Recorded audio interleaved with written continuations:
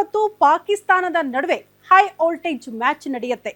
ಹಾಗಾಗಿ ಬಹುತೇಕರು ಕೆಲವರು ಆಕ್ರೋಶ ಹೊರಹಾಕ್ತಿದ್ರೆ ಬೇಕಿತ್ತ ಈ ಮ್ಯಾಚ್ ಅಂತ. ಇನ್ನೂ ಕೆಲವರು ಭಾರತ ಶಕ್ತಿಶಾಲಿ ರಾಷ್ಟ್ರ, ಗೆದ್ದು ಬಂದೇ ಬರುತ್ತೆ ನಮ್ಮ ತಂಡ ಅನ್ನುವಂಥ ವಿಶ್ವಾಸವನ್ನ ಕೂಡ ವ್ಯಕ್ತಪಡಿಸುತ್ತಿದ್ದಾರೆ. ಇದೆಲ್ಲದರ ಮಧ್ಯೆ ಈಗ ಭಾರತಕ್ಕೆ ಆರಂಭಿಕವಾಗಿ ಏನಾದರೂ ಆಘಾತ ಎದುರಾಯ್ತಾ ಅನ್ನೋದು ಪ್ರಶ್ನೆ. ಯಾಕೆ ಈ ವಿಚಾರಗಳನ್ನ ಪ್ರಸ್ತಾಪ ಮಾಡ್ತಿದ್ದೀವಿ ಅಂದ್ರೆ, ಅಟ್ ಪ್ರೆಸೆಂಟ್ ತಂಡದಲ್ಲಿ ಏನೆಲ್ಲ ಬೆಳವಣಿಗೆಗಳಾಗ್ತಾ ಇದೆ ಅನ್ನೋದರ ಕುರಿತು ಡೀಟೇಲ್ಸ್ ಅನ್ನ ಕೂಡ ನಿಮ್ಮ ಮುಂದೆ ಇಡ್ತಾ ಹೋಗ್ತೀವಿ.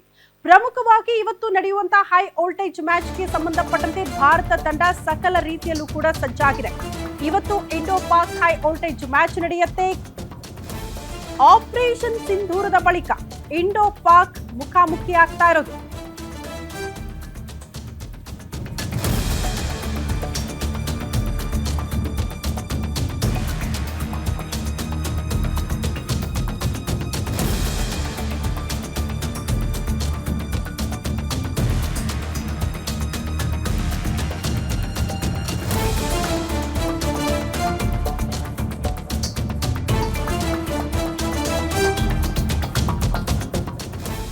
ಇವತ್ತು Indo Pak high voltage match ನಡೆಯಲಿದ್ದು, ಆಪರೇಷನ್ ಸಿಂಧೂರದ ಬಳಿಕ ಫಸ್ಟ್ ಟೈಮ್ ಇಂಡೋ ಮತ್ತು ಪಾಕ್ ಮುಖಾಮುಖಿ ಆಗ್ತಾ ಇದೆ.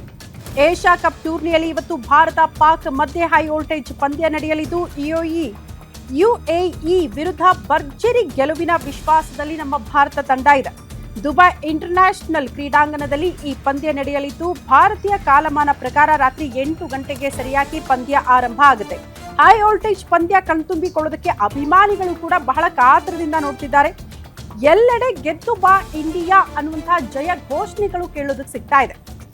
ಕೆಲವರು ಬೇಕಾಗಿತ್ತಾ ಅಂತ ಪ್ರಶ್ನೆ ಮಾಡ್ತಿದ್ದಾರೆ. ಕಾರಣ, ರಕ್ತ ಮತ್ತು ನೀರು ಒಟ್ಟಿಗೆ ಹರಿಯಲ್ಲ, ಪಂದ್ಯ ಬೇಕಿತ್ತಾ ಅಂತ ಕೆಲವರು ಪ್ರಶ್ನೆ ಮಾಡ್ತಾ ಇದ್ರೆ, ಮ್ಯಾಚ್ ರೀತಿಯಲ್ಲಿ ಮಾತ್ರ ನೋಡಿ ನಮ್ಮ ಭಾರತ ಶಕ್ತಿಶಾಲಿ ತಂಡ, ಹಾಗಾಗಿ ಗೆದ್ದು ಬಂದೇ ಬರುತ್ತೆ, ಆ ಮೂಲಕ ಪಾಕಿಸ್ತಾನವನ್ನ ಬಗ್ಗು ಬಡಿಯುತ್ತೆ ಅನ್ನುವಂತಹ ವಿಶ್ವಾಸವನ್ನ ಕೂಡ ಕೆಲವರು ವ್ಯಕ್ತಪಡಿಸಿದ್ದಾರೆ. ಹಾಗಾಗಿ ಈ ಮ್ಯಾಚ್ ವಿಚಾರಕ್ಕೆ ಸಂಬಂಧಪಟ್ಟಂತೆ ಕೆಲವರು ವಿರೋಧ ವ್ಯಕ್ತಪಡಿಸಿದ್ರೆ, ಕೆಲವರು ಸ್ವಾಗತ ಮಾಡ್ಕೊಳ್ತಿದ್ದಾರೆ.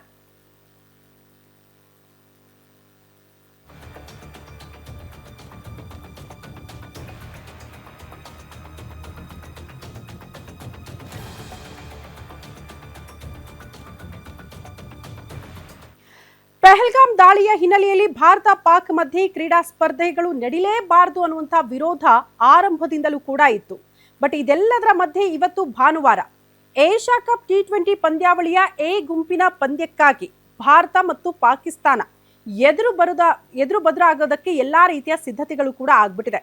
ಬದ್ಧ ಎದುರಾಳಿಗಳ ನಡುವಿನ ಈ ಹೈ ವೋಲ್ಟೇಜ್ ಪಂದ್ಯ ಇವತ್ತು ದುಬೈನ ಇಂಟರ್ನ್ಯಾಷನಲ್ ಕ್ರೀಡಾಂಗಣದಲ್ಲೂ ಕೂಡ ನಡೆಯುತ್ತೆ. ಹಾಗಾಗಿ ಬಹಳ ಕಾತ್ರದಿಂದ ಅಭಿಮಾನಿಗಳು ಈ ಪಂದ್ಯವನ್ನ ನೋಡೋದಕ್ಕೆ ತುದಿಗಾಲಲ್ಲಿ ನಿಂತು ನೋಡ್ತಿದ್ದಾರೆ. ಸಹಜ ಅಲ್ವಾ, ಕ್ರಿಕೆಟ್ ಅಂದ್ರೆ ಮನರಂಜನೆಯಾಗಿ ಸ್ವೀಕಾರ ಮಾಡಿಕೊಂಡಿರುವಂತಹ ಕ್ರಿಕೆಟ್ ಅಭಿಮಾನಿಗಳು ಜಸ್ಟ್ ಇದನ್ನ ಮ್ಯಾಚ್ ರೀತಿಯಲ್ಲಿ ಸ್ವಾಗತ ಮಾಡ್ಕೊಂಡಿದ್ದಾರೆ. ಮ್ಯಾಚ್ ರೀತಿಯಲ್ಲೇ ಕಣ್ತುಂಬಿಕೊಳ್ಬೇಕು ಅಂತ ಎಲ್ಲಾ ರೀತಿಯ ಸಿದ್ಧತೆಗಳನ್ನ ಕೂಡ ಮಾಡ್ಕೊಳ್ತಿದ್ದಾರೆ. ಪ್ರಮುಖವಾಗಿ ಎ ಗುಂಪಿನ ತನ್ನ ಆರಂಭಿಕ ಪಂದ್ಯದಲ್ಲಿ ಭಾರತ ಆತಿಥೇಯ ಯುಎಇ ವಿರುದ್ಧ ಗೆದ್ದು ಬಂದಿತ್ತು. ಅದೇ ವಿಶ್ವಾಸದಲ್ಲಿ ಪಾಕಿಸ್ತಾನದ ವಿರುದ್ಧ ಕೂಡ ಗೆಲ್ಲಬಹುದು ಅನ್ನುವಂತಹ ವಿಶ್ವಾಸ ಭಾರತದಲ್ಲಿ ನೋಡೋದಕ್ಕೆ ಸಿಗ್ತಾ ಇದೆ. ಒಂಟಿ ಕೈಯಲ್ಲಿ ಅಭ್ಯಾಸ ನಡೆಸೋದಕ್ಕೆ ಉಪನಾಯಕ ಗಿಲ್ ಮುಂದಾಗ್ತಿದ್ದಾರೆ. ಕಾರಣ, ಗಾಯಗೊಂಡಿದ್ದಾರೆ. ಪ್ರಾಕ್ಟೀಸ್ ವೇಳೆ ಬಲಗೈಗೆ ಚೆಂಡು ಬಡಿದು ಗಿಲ್ಗೆ ಗಾಯವಾಗಿದೆಯಂತೆ. ನೀರಿನ ಬಾಟಲ್ ಎತ್ತಲೂ ಕೂಡ ನೋವಾಗ್ತಾ ಇದೆಯಂತೆ ಗಿಲ್ ಅವರಿಗೆ. ಆ ನೋವನ್ನ ಅನುಭವಿಸ್ತಿದ್ದಾರೆ ಈ ಕ್ಷಣಕ್ಕೂ. ಇಂದಿನ ಪಂದ್ಯದಲ್ಲಿ ಗಿಲ್ ಆಡುವ ಬಗ್ಗೆ ಹೆಚ್ಚಿನ ಅನುಮಾನಗಳು ಬರ್ತಾ ಇದೆ. ಗಿಲ್ ಆಡದಿದ್ರೆ ಸಂಜು ಸ್ಯಾಮ್ಸನ್ ಆರಂಭಿಕನಾಗಿ ಕಣಕ್ಕಿಳಿಯುವ ಸಾಧ್ಯತೆ. ಸ್ಯಾಮ್ಸನ್ ಸ್ಥಾನಕ್ಕೆ ಜಿತೇಶ್ ಶರ್ಮಾ ಸೇರ್ಪಡೆಯಾಗುವ ನಿರೀಕ್ಷೆ ಕೂಡ ಇದೆ. ಗಿಲ್ ಇಂಜುರಿ ಕುರಿತು ಕ್ಯಾಪ್ಟನ್ ಸೂರ್ಯ, ಕೋಚ್ ಗಂಭೀರ್ ಚರ್ಚೆ ಮಾಡಿದ್ದಾರಂತೆ. ರಾತ್ರಿ 8ರ ಒಳಗಡೆ ಗಿಲ್ ಗಾಯ ಸರಿ ಹೋಗದಿದ್ರೆ ಬದಲಿ ಆಟಗಾರ ಅನಿವಾರ್ಯ ಅನ್ನುವಂತಹ ನಿರ್ಧಾರಕ್ಕೆ ಬಂದಿದ್ದಾರೆ ಅನ್ನೋದ್ರ ಬಗ್ಗೆ ಮಾಹಿತಿ ಸಿಗ್ತಾ ಇದೆ.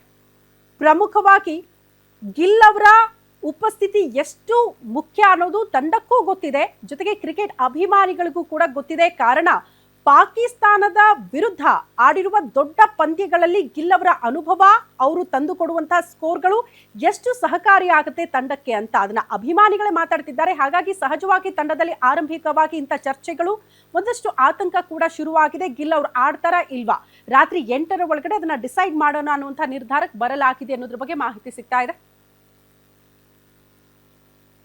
ಈ ಬಗ್ಗೆ ಮತ್ತಷ್ಟು ಡೀಟೇಲ್ಸ್ ಅನ್ನ ಕೊಡೋದಕ್ಕೆ ಕಂಟೆಂಟ್ ಎಡಿಟರ್ ಆದಂತಹ ಮಹೇಶ್ ದೂರವಾಣಿ ಸಂಪರ್ಕದಲ್ಲಿದ್ದಾರೆ.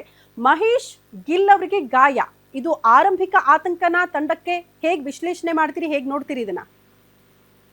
ಸದ್ಯಕ್ಕೆ ಇದು ಶುಭ್ಮನ್ ಗಿಲ್ ಆಡೋದೇ ಇಲ್ಲ ಅಂತಾನು ಹೇಳಲಿಕ್ಕೆ ಸಾಧ್ಯ ಇಲ್ಲ. ಬಟ್ ಆದ್ರೆ ನಿನ್ನೆ ಆಗಿರುವ ಇಂಜುರಿ ಇದೆಯಲ್ಲ, ಇಂಜುರಿ ಸೀರಿಯಸ್ ಅನ್ನಿಸ್ತಾ ಇದೆ.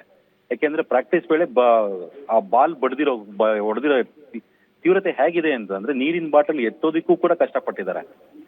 ಇಮಿಡಿಯೇಟ್ ಥೆರಪಿಸ್ಟ್ ಬಂದಿದ್ದಾರೆ, ಐಸ್ ಕ್ಯೂಬ್ ಇಟ್ಟಿದ್ದಾರೆ ಇದ ಮೇಲೆ, ಫಸ್ಟ್ ಏಡ್ ಏನೇನ್ ಬೇಕೋ ಅಷ್ಟು ಮಾಡಿದ್ದಾರೆ. ಬಟ್ ಕೆಲವು ಕ್ಷಣಗಳ ಅಂದ್ರೆ ಒಂದು ಅರ್ಧ ಗಂಟೆಯ ನಂತರ ಶುಭ್ಮನ್ ಗಿಲ್ ಮತ್ತೆ ಪ್ರಾಕ್ಟೀಸ್ ಶುರು ಮಾಡಿದ್ದಾರೆ. ಬಟ್ ಒಂದೇ ಕೈಯಲ್ಲಿ ಮಾಡಿದ್ದಾರೆ. ಅಂದ್ರೆ ಎರಡೂ ಕೈಯಲ್ಲಿ ಇಟ್ಕೊಂಡು ಬ್ಯಾಟಿಂಗ್ ಮಾಡಬೇಕಲ್ಲ, ಅದು ಆಗಿಲ್ಲ ಶುಭ್ಮನ್ ಗಿಲ್ ಕೈಲಿ. ಬಟ್ ಪ್ರಾಕ್ಟೀಸ್ಗೆ ಇಮಿಡಿಯೇಟ್ ಬಂದಿದ್ದಾರೆ. ಆದ್ರೆ ಈ ತೀವ್ರತೆ ಹೇಗಿದೆ ಅನ್ನೋದನ್ನ ಕೋಚು ಗೌತಮ್ ಗಂಭೀರ್ ಮತ್ತು ಸೂರ್ಯಕುಮಾರ್ ಯಾದವ್ ಪರೀಕ್ಷೆ ಮಾಡ್ತಾ ಇದ್ದಾರೆ. ಅಕಸ್ಮಾತ್ ಇವತ್ತು ರಾತ್ರಿ 8 ಗಂಟೆ ಒಳಗಡೆ ಮತ್ತೆ ಆ ಒಂದು ಫಿಸಿಯೋಥೆರಪಿಸ್ಟ್ ಎಲ್ಲ ಬಂದು ನೋಡಿ ಚೆಕ್ ಮಾಡಿ ಅವರು ನಾರ್ಮಲ್ ಅಂತ ಅನ್ಸಿದ್ರೆ ಆಡ್ತಾರೆ.